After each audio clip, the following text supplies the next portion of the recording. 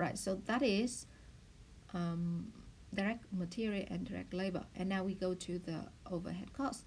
As you can see here, the overhead cost is not that much, just 500 and 3,000. Oh, 3,000 is quite big, so maybe we'll do that one first, the fixed one. So the fixed overhead budget variance is the actual fixed overhead. So the actual fixed overhead is this one, 20,000, and then we minus the fixed overhead in the flexible budget or the static budget is the same, so that is 3,200. So you see that all. So if this one has already equal this one, then there will be nothing for the fixed overhead volume variance. So you are right, because the variance, the fixed overhead variance that you see in the profit and loss statement is just the budget variance, and the fixed overhead volume variance is only for accounting risk reconciliation purpose. All right, so I can calculate it here, but I will leave it because I don't want this video to be too long. You can watch how to calculate the fixed overhead volume variance in other videos about the fixed overhead variances. Now I want to come to the variable overhead variance. So you see that the formula is standard variable rate n times actual hours minus the standard hours given the actual output. So I will find the standard variable rate first. So whenever it says standard, you just go to the standard box. So this is the standard, right? Standard rate. They allocate $2 for each of the direct labor hours, and then we times actual hours for for direct labor. So we have to add this, both of this add this, and then we minus the standard hours given the actual output. Okay, so this is standard hours, we have to calculate that, and then we times actual output. Now it will come to value, because why? I have not calculated this one yet. So you see this one will equal this one plus this one, and now if you go back, it's return the value here. Okay, so that is efficiency variance. So you see that inside the bracket is the same as this one. Sorry, this one. Okay, so therefore it's coefficient, because actually it has nothing to do with efficient of variable overhead. It is about the efficient of direct labor. Now the variable overhead spending variance.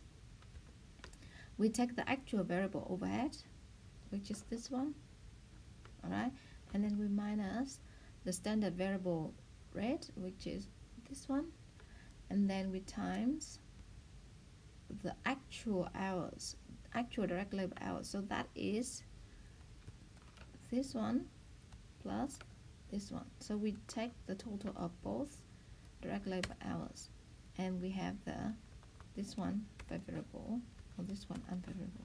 So when you add these two together, okay, add this and this, you get this one F. Now when you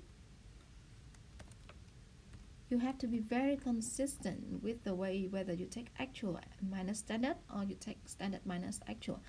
Let's see if in this case I take the standard minus the actual, and in this I take the actual, I minus the standard, and when you add them together it will not come to these figures. So remember that whatever you choose, standard minus actual or the actual minus standard, doesn't matter, but once you choose, stick with that for all of the variances, because then it will not be confusing. Okay, so that is the whole story of investigate variance. So the whole point is, after you calculate the variance here, you will look at the most significant one, and then you want to see what caused that to happen. And for instance, in this case, when you look at the price variance for BlackBerry, you see that, oh, this is the majority cause of why this direct material variance happens, and that happened already during the purchase phase. And like for this one, you say that is such a big variance for direct labor, and then you figure it out Majority part of that caused by the rate, and that is happened in the recruitment process. And also for variable overhead, you see that is not that much, but I still investigate that. The reason is might be because we have a very big unfavorable and a very big favorable, and then when you add them together, it just cancel out each other. So you also may want to look into the small one because it might tell you something else.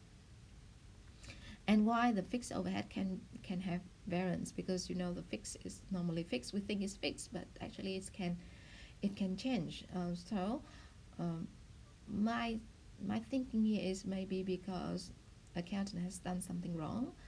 They have not updated on some of the items in the fixed overhead list, because normally fixed overhead relates into insurance, rent, property tax, or depreciation. All these kind of things normally are scheduled way before it happened and has a contract. And if it's one change, it will have to inform the business earlier. So that may be because of accountant has not updated themselves. And if you look at the whole things here, my feeling is accountant has not done a good job here, is because there's too much of variance and it's caused by, for instance, rate like this. It is totally depends on the market, and of course the market can change. But as an accountant, we have to make sure that we talk to the relevant managers right before we set the standards to avoid any unexpected variance. Okay, so in the final exam, you will be given something similar to this. So make sure that you familiar yourself with this process of developing the flexible budget, actual profit and loss statement, and compare between the two to get the price and efficiency variance, and then figure out which kind of variance that you want to investigate. Remember the formula, because I will not give you the formulas in the exam. And also remember that once you investigate the direct material price variance, you have two options of using purchase quantity or use quantity. But if you want to investigate the item in the profit and loss statement, you have to use the use quantity, all right? Because that is the figures, the portion of the variance that transfer into the profit and loss statement. Okay, I think that video is very long now, and thank you very much for listening, and I see you in different video. Bye.